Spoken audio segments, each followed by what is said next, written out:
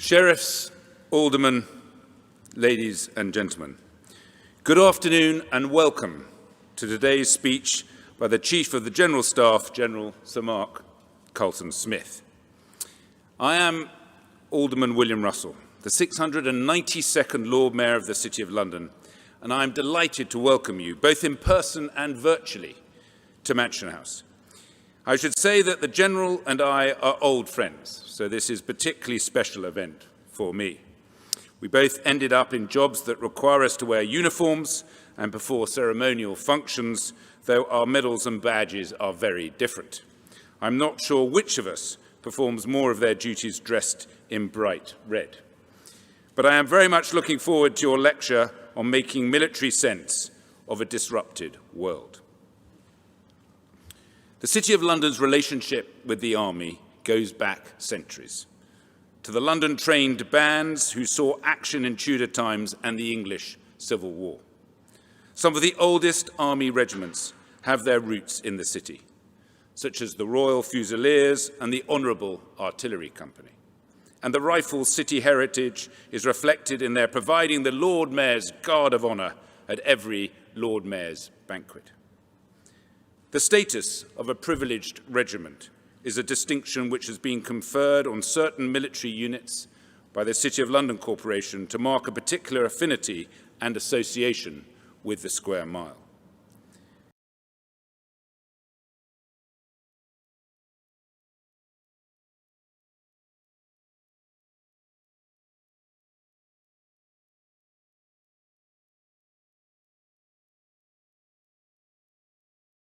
In fact, the City of London developed its own unique privileges in its relationship with the armed forces. It was one of the only places in the country where men could not be impressed into the Royal Navy, partly thanks to the efforts of Lord Mayor John Wilkes. It is also one of the few places which has the right to challenge Crown troops who wish to pass through, a role performed by the City Marshal. Though I'm pleased to say that this now involves welcoming and escorting those troops. At the outbreak of the First World War, my ancestor and predecessor as Lord Mayor, Sir Thomas Vansittart Bowater, helped create the London Stock Exchange Battalion of Royal Fusiliers and became its honorary colonel. 1,600 city workers from all walks of life joined what became known as the Stockbrokers Battalion, and fought at the Somme and Ypres, with over a quarter of them never coming home. The city maintains many connections with regular, reserve and cadet units based in neighbouring London boroughs. And the City of London Corporation is a gold-level member of the Defence Employer Recognition Scheme. Former Lord Mayor Dame Fiona Woolf signed the Armed Forces Covenant on behalf of the City Corporation in November 2013. It was in recognition of the deep and enduring association, past, present and future, between the City of London and Her Majesty's Armed Forces. As Lord Mayor, I am honoured to be President of the City of London Reserve Forces and Cadets Association. I know that work is currently underway in how to implement the recommendations of the Reserve Forces 2030 review and ensure that as a country we use our reserve forces ever more effectively. Rest assured, General, as the Lord Mayor, I will always encourage the skills you will find in the city to be put to use in our armed forces, and conversely, the skills you will find in armed forces to be put to use here in the city.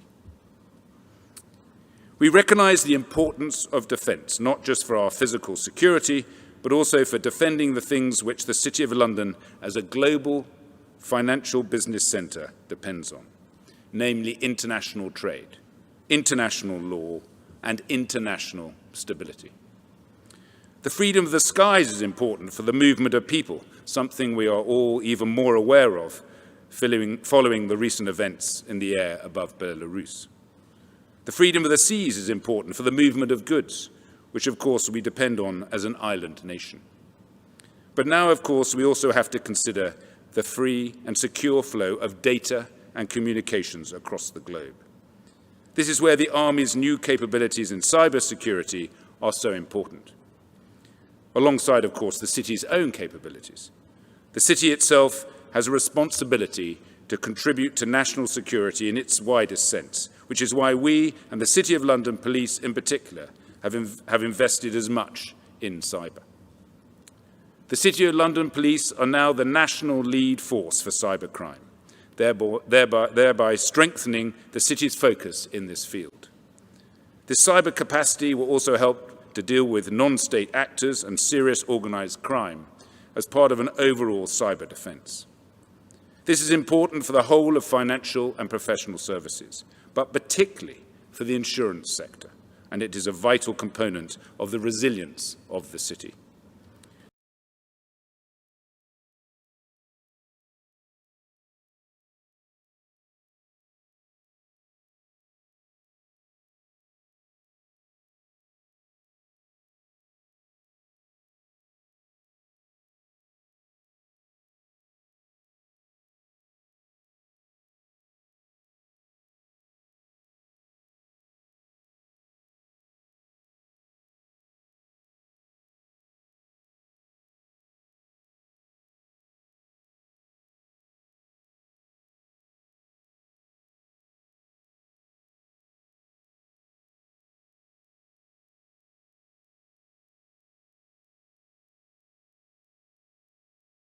Together, and working with the National Cyber Force and the new cyber corridor across the north of England, we are making the UK more resilient against the threat of massive disruption.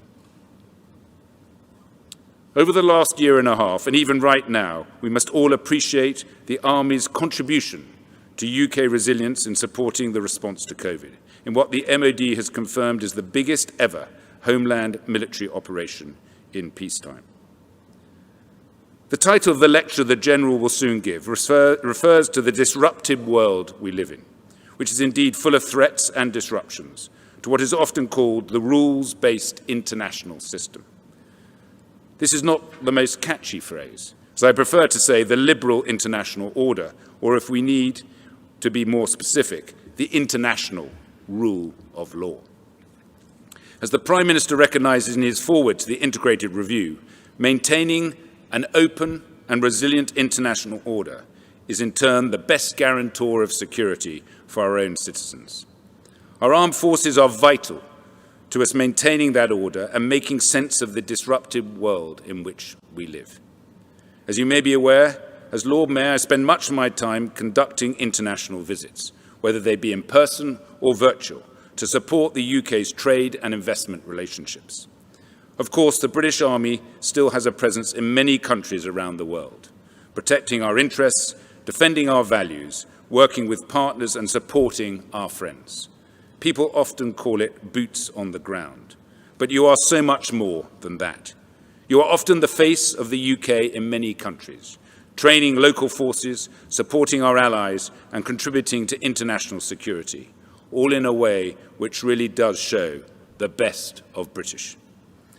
I once read with interest that one of the things that most concerned Soviet planners during the Cold War was not necessarily the UK's missiles, but the quality of the British Army. Indeed, one retired officer from the Russian General Staff observed, "Britain has always had the best light infantry in the world, and the rascals get places faster than we would like." He didn't actually say rascals, but I'm sure your imagination will provide a colourful alternative.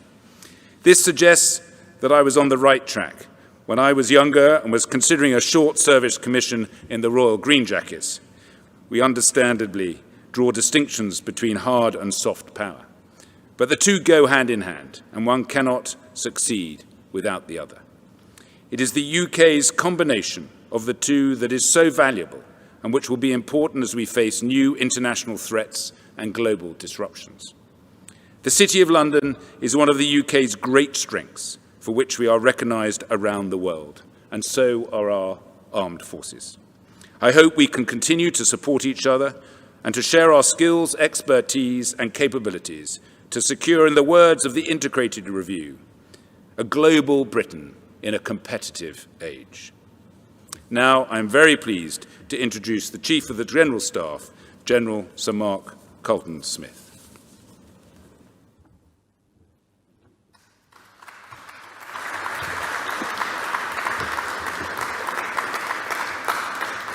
Well, Lord Mayor, good afternoon, and indeed Lady Mayoress. Lovely to see you both.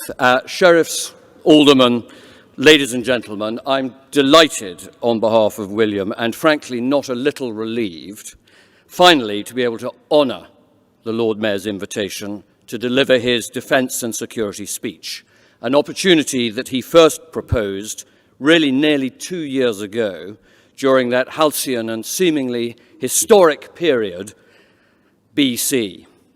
Well, here we are, nearly a couple of years later, some of us more physically apparent than others in the hybrid spirit of these times, but William is still the Lord Mayor. And those of you familiar with some of his sporting habits will recognise this pattern and the emphasis on being not out.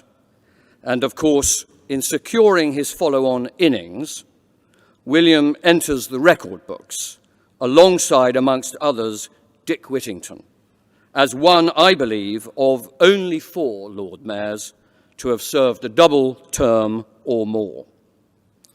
But he's not the first Lord Mayor to have summoned the Army Chief to the Mansion House.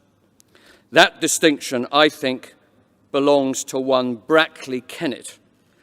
We need to go back some 241 years to the summer of 1780. The 6th of June, to be precise. The city that night was on fire. The Gordon riots were at their most violent. Businesses and homes were being ransacked, and the gates of Newgate Prison had been breached, spilling their residents out onto the streets of the city. And confronted by this increasing anarchy on his doorstep, Kennet appealed to the Crown for some horse and foot to quell the riot, to protect his mansion house and the Bank of England. And a detachment of the Brigade of Guards marched that night up from Buckingham Palace, restored order and secured the Bank of England, the institution that would go on to provide the essential monetary stability to support a growing industrial nation, and, amongst other things, gave rise to what was known as the Bank Picket, a platoon of guardsmen who protected the Bank of England every night, marching up through the city before the gas lamps were lit. And somewhat amazingly, this seemingly essential element of national fiscal security continued without interruption until the 31st of March, 1973, when it was finally and completely suspended. The only change in over 240 years being that towards the end of the detachment, they were occasionally wont to jump on the tube if it was raining. Now, the Lord Mayor may wish to note that Kennet's own reputation was rather shorter-lived. He was judged to have been complacent, convicted of criminal negligence, and he was fined the then enormous sum of £1,000. So today, we may not need the Brigade of Guards to protect the nation's gold reserves, but the relationship between defence, the country's economic health and security, and a city that sits at the heart of a globally interconnected financial system remains just as important as it ever was, and perhaps in an age characterized by strategic volatility, even more so.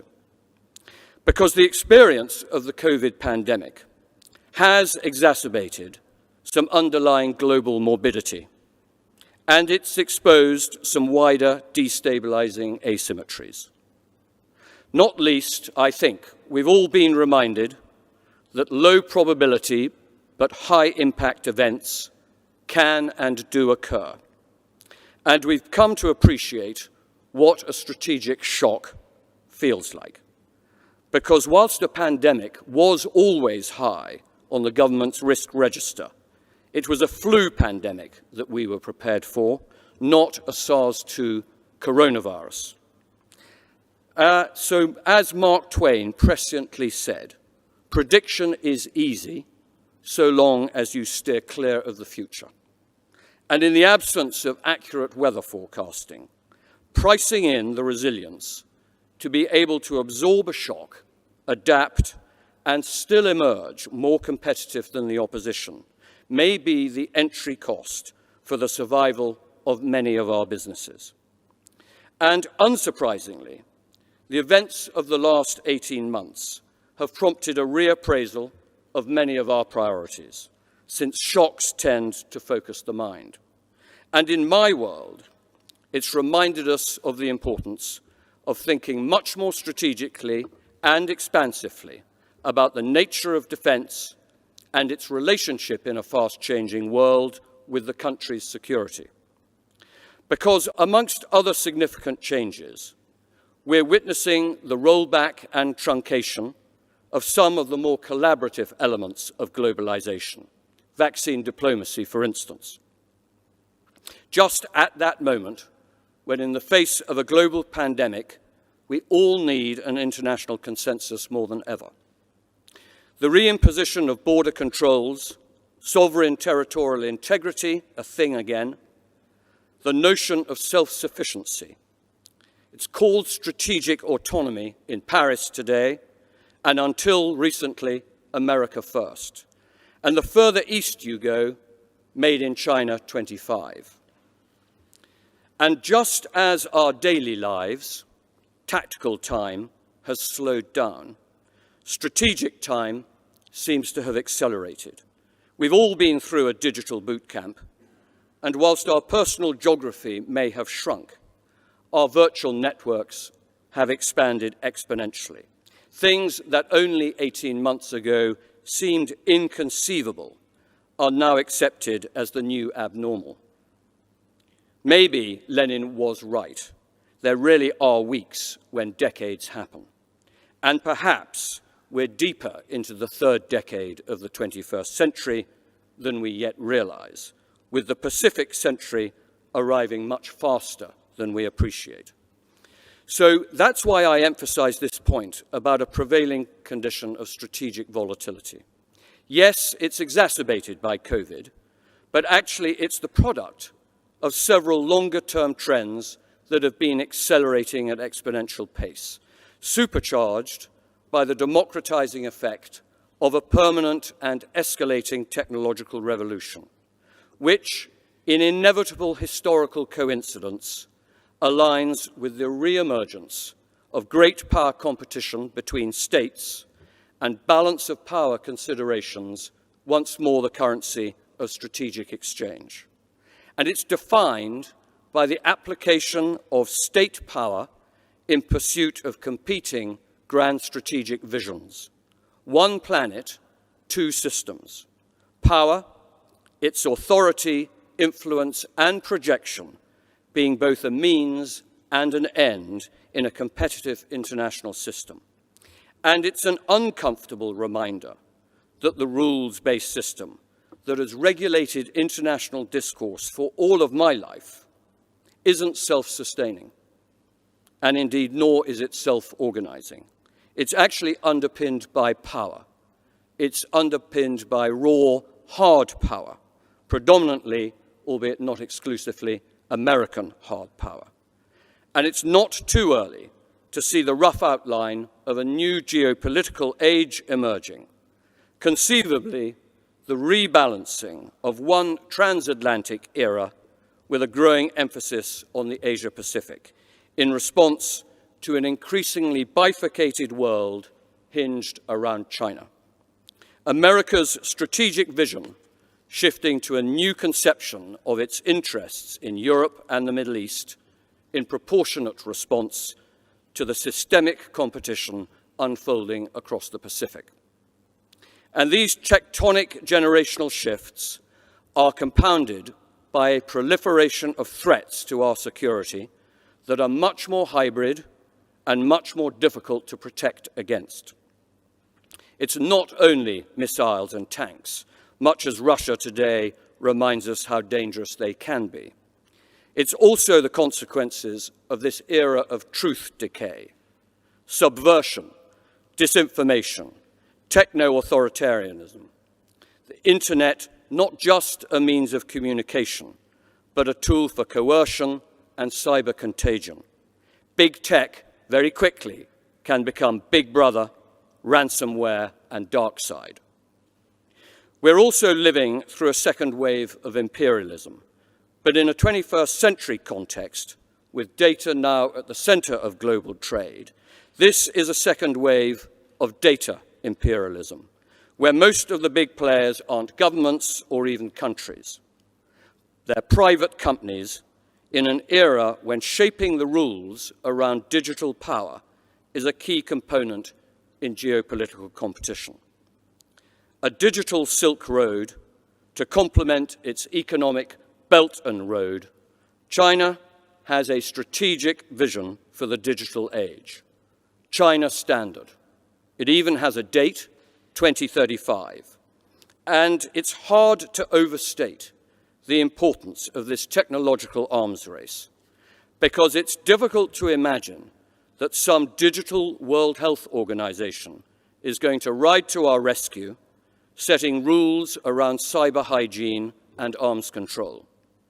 This is still a digital Wild West, in which it would be a mistake to fall into the trap of technological dependency.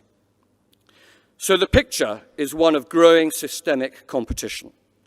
In some respects, the deliberate weaponization of those elements of globalization that hitherto we assumed would keep us both safe and prosperous.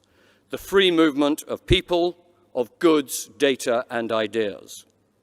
And in the light of our COVID experience, we might also want to reflect on the importance to our security of the integrity of our 5G networks and wider digital infrastructure, on our assured access and control of pharmaceuticals, the reshoring of some of our more sensitive supply chains and strategic stockpiles, the impact of artificial intelligence and quantum computing, and of course, the very real significance of clean and reliable energy to our future. And in many respects, these are just as important to our national security, alongside the financial health of the nation, as our more traditional, conventional military advantages. The notion of strategic resilience and the integrity of our strategic base and critical national infrastructure is on the table again, in an uncertain and unpredictable world, one in which Pax Americana finds itself being stretched by no less than 3 authoritarian states, Russia, Iran, and China, each of which is seeking its own independent sphere of influence, separate to any American-backed global order or rulebook. And so, to my mind, we sit today at the juncture of 3 potential confrontations.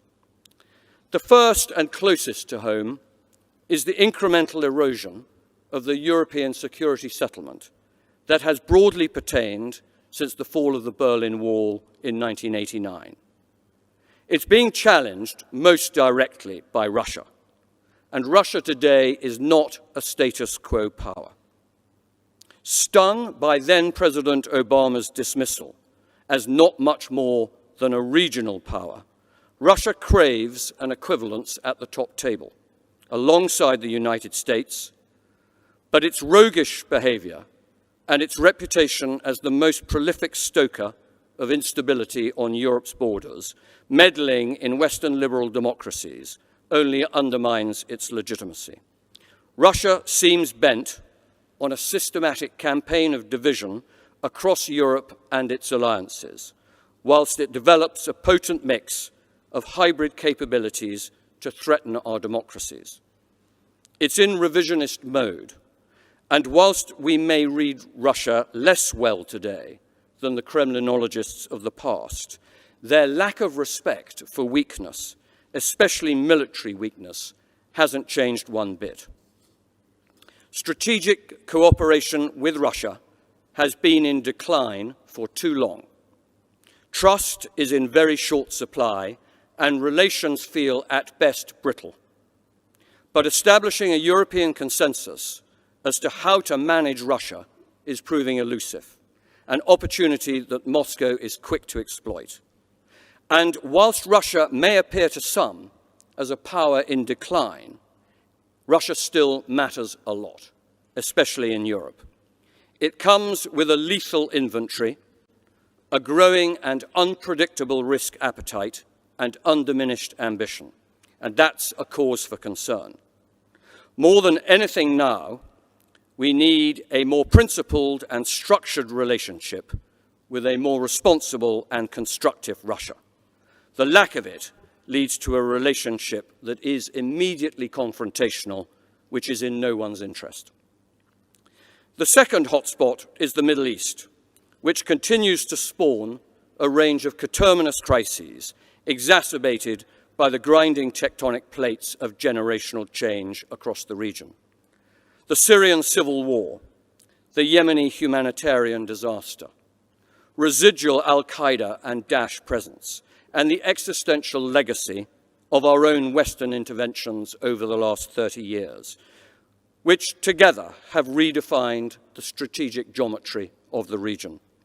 Today, the net beneficiary seems to be Iran, busy exploiting political vacuums and re-establishing the sheer crescent from the Mediterranean to Tehran, transforming its geostrategic position, mobilizing its proxies, and extending its malign influence through the region, and seemingly no longer deterred by conventional American capability. My third and final touchstone is, of course, China. Possibly within a decade, the world's largest economy, and conceivably by the middle of the century, with an economy larger than the United States and the European Union combined. So China, destined to become the world's economic powerhouse, matched by the world's largest armed forces, controlled not by a democracy, but by the Chinese Communist Party. A Communist Party who don't share our worldview or our values, and who regard the international rules-based system as not much more than code for Western hegemony.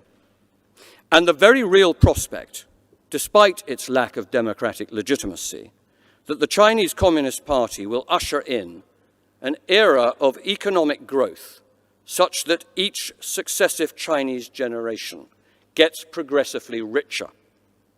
We will have to hope that that is equally true here in the West. So we have to get China right, because great power competition doesn't necessarily lead to great power conflict, or indeed the Thucydides trap. But there is a danger of strategic miscalculation, not helped by China's propaganda, by its assertive agenda and hardline strategy of wolf diplomacy and economic coercion. China seems to believe that their inexorable rise is matched by the terminal and irreversible structural decline of the West, with the associated changes in the international landscape falling in their favor as they place ever greater emphasis on digital domination, artificial intelligence, and a growing economic self-sufficiency, relying on domestic consumption as a long-term driver of economic growth and the gravitational pull of the world's largest single consumer market. But that, of course, is to overlook the considerable internal tensions, paradoxes, and contradictions that China faces. A country that had to spend around $216 billion on their own domestic public security in 2019 alone. So managing these internal inequalities may prove to be the party's single greatest challenge, giving the lie to any assumed historical inevitability about China's invincibility. So in dealing with China, which we must, there are probably some sensible principles. Firstly, size matters, and allies and partners will become even more important to the maintenance of an overall balance of power, because even the strategic inventory of the United States on its own lacks the requisite heft. So it makes sense to approach it on a regional basis rather than having all our eggs in a China basket. Hence our emphasis on a broader Indo-Asia-Pacific strategy that links India, Indonesia, South Korea, Japan, Australia, and New Zealand. And it shouldn't be a surprise that the inaugural patrol of our latest and largest ever aircraft carrier is to the Far East. If China is going to be a systemic competitor, it's in all our interests to keep it that way, a competition rather than a conflict. And our strategic dialogue needs to have sufficient tolerance to allow a widening from a start point of negotiable economics to one of more substantial first principles across a range of load-bearing issues. Think climate change, biodiversity, and trade most obviously, where we share a common interest, but also accommodating more difficult and contentious issues where our values are at odds over human rights and international rules and standards. Candor, honesty, and transparency should characterize our relationship. A strategy of competitive and cooperative reciprocity. So these aren't the easiest of times for reasonable and rational nations that set store by playing by the rules in an increasingly hostile world that seems inimical to liberal democracy. It's certainly not a benign horizon as policymakers grapple with the changing nature of systemic competition, the redistribution of global power, and the rapidly evolving technological landscape, which is exposing a growing gap as industrial age organizations are confronted by information age problems. And the pace of change outstrips our institutional ability to reapportion resources, to upskill our workforce, and contemporize our corporate culture, whilst at the same time it renders legacy structures and systems obsolete ever more rapidly. The list of things to do looks alarming. Manage the rise of an assertive China, check Putin's Russia, halt Iranian malign influence and nuclear ambition, suppress radical Islamist terrorism, and counter the growing threat of bioterrorism and cyber extortion, manage a global pandemic, and tackle global warming. That's a big inbox and speaks to the need for a re-energized approach to diplomacy, defense, security, and development. And the government is matching its refreshed ambition with an extra £24 billion for defense, a really significant strategic investment underpinning an outward-looking vision for a modern global Britain. And we must spend it wisely, since it's a commonplace that we have a world-leading diplomatic service and unrivaled intelligence agencies, armed forces, and an exceptional inventory of soft power. But still, the prevailing consensus is that we could do better by way of coordination and integration. And in the context of a more competitive world, indeed, we must do better. Maximizing the opportunities of our newfound independence and the latitude that comes with leaving the EU, reinforcing existing alliances whilst forging new partnerships and embracing a more proactive international agenda and posture, really getting after those metrics that are going to count in tomorrow's world: our national prosperity, our security, and our international influence. Which is why the emphasis today in the armed forces is to underwrite that strategic concept of global Britain, which boils down to a dynamic international footprint supporting a global network of partners and allies, a modernized force structure with a richer blend of regular and reserves fit for the digital age and adapted to the changing character of warfare, supported by the capabilities, the culture, and the skills for what actually lies ahead of us rather than is already behind us, recognizing that the fundamental purpose of our armed forces is to prevent wars in the first place, but to be prepared for warfare at its very most feral if it should come to it. Not the last war we fought, or the war we'd like to fight or anticipate having to fight, but actually the war we may have no choice but to fight.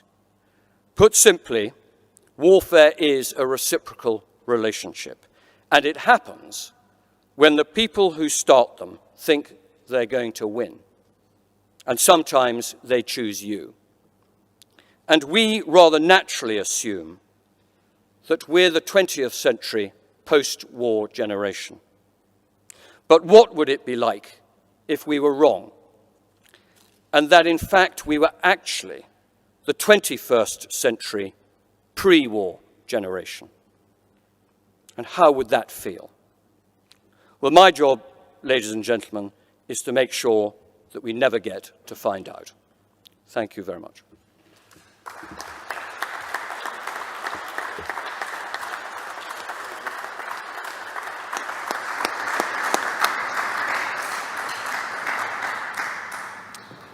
Sheriffs, aldermen, sirs, ladies and gentlemen, we now have approximately 20 to 25 minutes for questions, which we can take both from the room and also from those who are joining us online.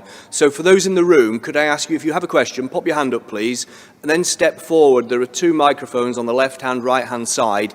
If you could state your name and your organisation and then ask your question, please. And for those joining us remotely, we have some technology here, so I'd encourage you to type away with your questions. And once we've started with questions from the hall, then we'll deal with some of the online ones. So could I invite our first questioner from the Egyptian parlour, please?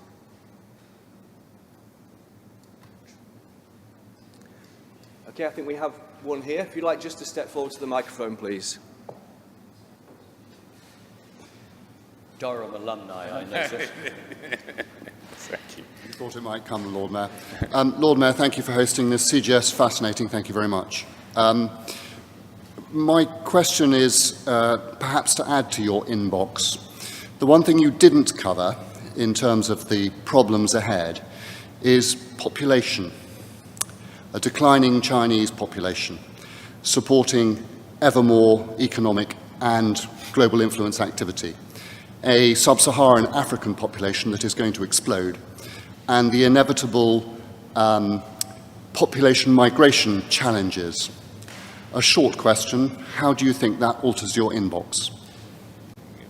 Well, it may be the single prevailing leitmotif that links all the previous list of jobs to do, because I think, Malachy, you are right to highlight that if the demographic indices are in any sense accurate, we must predict that the population of sub-Saharan Africa more than doubles over the next 25 years, something close to 2.4 billion. And over the last 7 or 8 years, we've got direct experience as to what happens. And it may be that Europe has simply absorbed the very tip of that human volcano. And sitting beneath the waterline is that human bow wave. And that emerges at just the same juncture as the North African littoral, which acts as the cockpit for the principal migration routes, come under increasing Russian influence. Think Libya specifically today. And it's not inconceivable to imagine that opposition entities can turn the immigration switch on and off to their own convenience, targeting Italy and Spain, the Western Balkans, at their own convenience. And of course, we recognize only too clearly the polarizing political effects of what that might mean for us. And there are, of course, 2 or 3 ways to tackle this. One is to try and manage it at source, but I don't necessarily detect the sort of strategic international ambition to do that. The other is to shut up shop closer to home.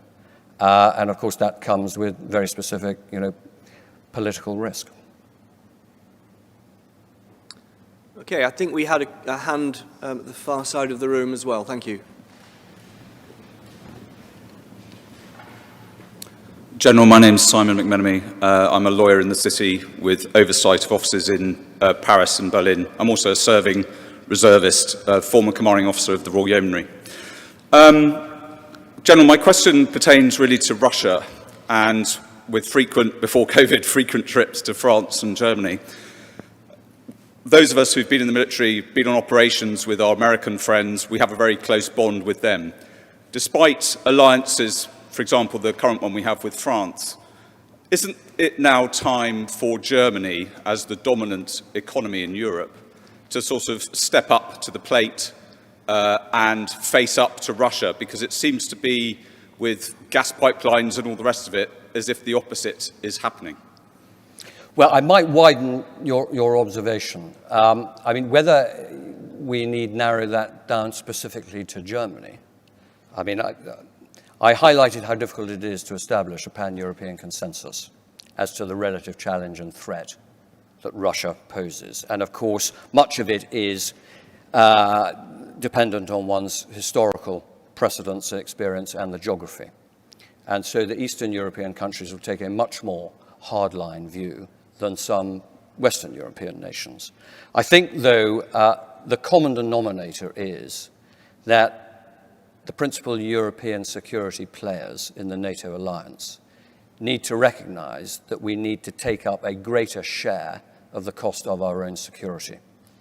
It's a difficult figure to try and get at, but I believe today that the American taxpayer might be responsible for between 35 to 40% of the complete security spend for European security. That doesn't feel like an equitable distribution.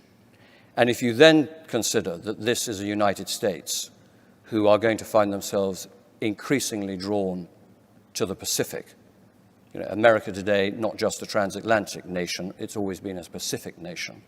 And Americans have been in Europe very much more recently than they've been across the Asia-Pacific. I think the signals are very clear that Europe needs to take much more account, including the investment it's prepared to make in its own security.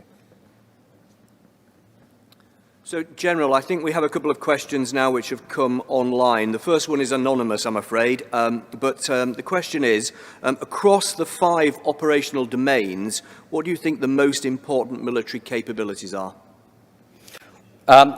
Right now, the most important requirement is the ability to synthesize and integrate all the specific environmental capabilities, land, sea, air, space, and cyber, into one single coherent enterprise. And that's going to require a digital synchromesh, occasionally referred to as a digital backbone, that doesn't exist today, but is going to be fundamental to our success in the future, that to all intents and purposes links satellites to soldiers, boots to bots, and proxies to pixels.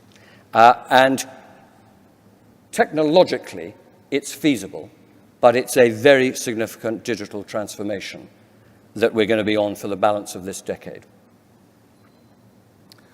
Okay, the next question that we have online comes from, and apologies if I don't pronounce this properly, but Hugh Olivia Bellisis. I feel that this is a city question coming from a livery company. So how can the livery companies assist you with the reserve forces? We have 2 affiliated reserve units.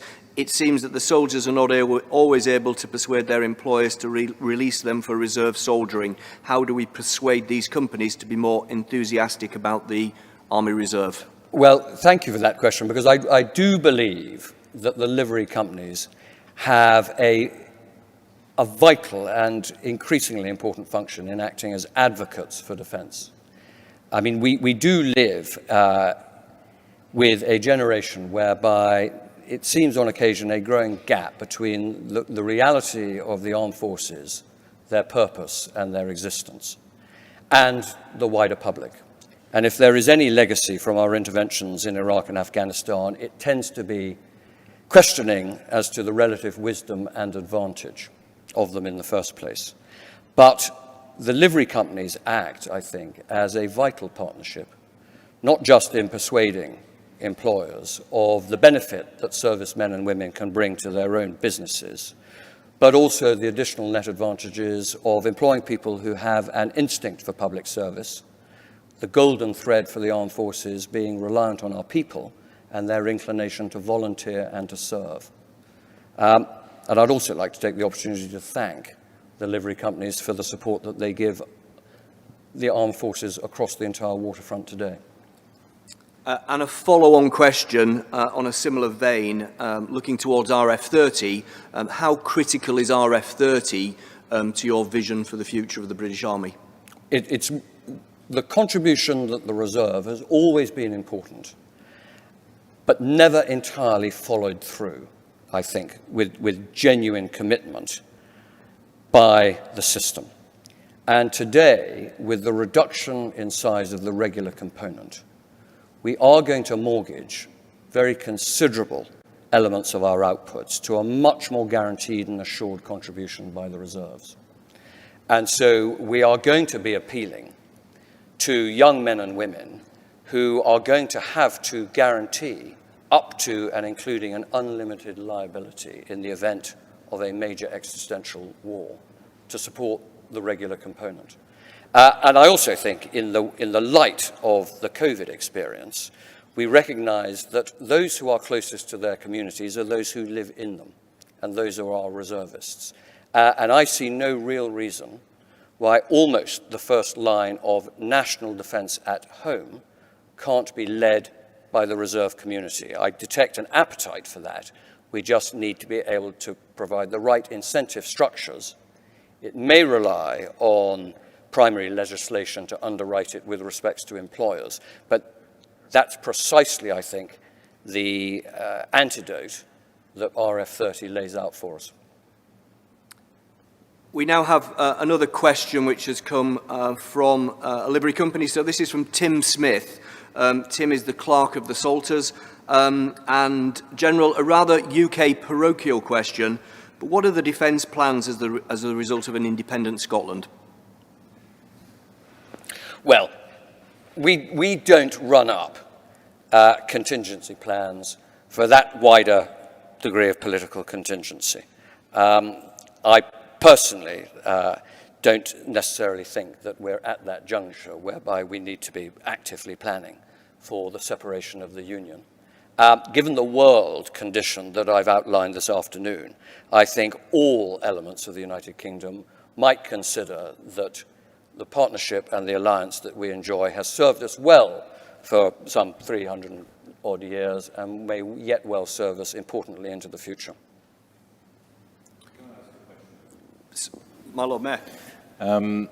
So I describe myself as the Green Lord Maire, and climate change and greening finance and financing green is absolutely critical. And one of the biggest issues is climate change. Yeah. And how do you see the armed forces' role in, to be frank, the next disaster that's going to face the world? And you know, you've highlighted potential disasters in your world, but how do you see the armed forces' role around climate change? I mean, I do think that we have got a responsibility to lean in to the environmental and sustainability agenda to the extent that we can.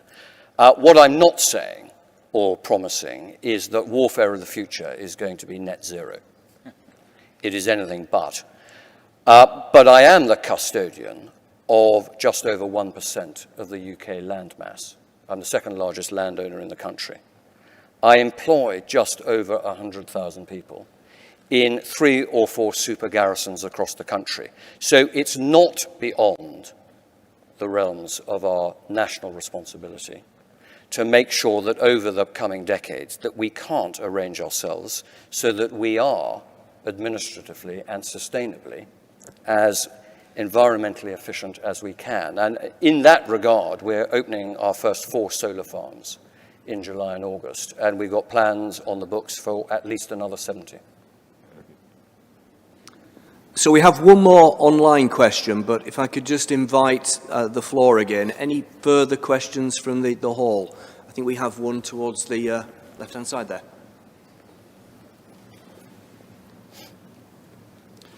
My Lord Maire, Robert Hughes Penny, Alderman, Investment Director at Rathbones in the City and former soldier. General, can I thank you first of all for your words and your inspiring speech this afternoon, a lot to think about. And can I thank you as well and all those that you command and lead for the work that you do in protecting this nation. We are very grateful. My question is about China. We in the City have been worked very hard over the last 20 or 30 years to develop strong commercial links with China. And we value those enormously, and they are a source of great revenue and great opportunity. We recognize as well, more recently, that the tectonic plates have been shifting, as you have alluded to, with regard to China. What words of wisdom would you give to the city leaders as they navigate that change, bearing in mind the significant commercial opportunities, and reflecting that London is one of the world's leading renminbi trading centres? Thank you. Well, I think your industry is going to find itself as one of those most important load-bearing institutions, because we need to have a strategic relationship with China, and one of the most important is the economic relationship. And of course, all countries are going to have to manage a degree of schizophrenia with respect to their wider security considerations, but also their economic necessity and ambition. China, of course, recognizes that as their opportunity. But I think if we can embark on this enterprise in a spirit of transparency, but also the reciprocity that I spoke about, one ought to be able to engage in a constructive relationship, recognizing that one of the principles underpinning reciprocity is that if we find our own interests are being injured, then we'll be prepared to return that favor. So before we go to the final question online, do we have any further ones from the floor? Okay, so the final one, sir, is, again, I'm afraid, anonymous. Legacy equipment and procurement issues appear to be a continuing theme. Are you able to put our minds at ease concerning the overall effectiveness of our military equipment procurement processes, and in particular, the Ajax vehicle project and its fitness for future operations? Well, there's a lot wrapped up in that question, but the underlying premise is that our procurement isn't yet sufficiently agile for such a rapidly changing technological landscape, and I would agree with that premise. But given that that is widely recognized, we are now in the process of re-engineering the protocols and the boundaries, and indeed resetting the strategic relationship, not just with the core defense industrial primes, but actually some of these more important small and medium enterprises who today are incubating the rapidly evolving technology that's going to be absolutely fundamental to that digital synchromesh that I described earlier.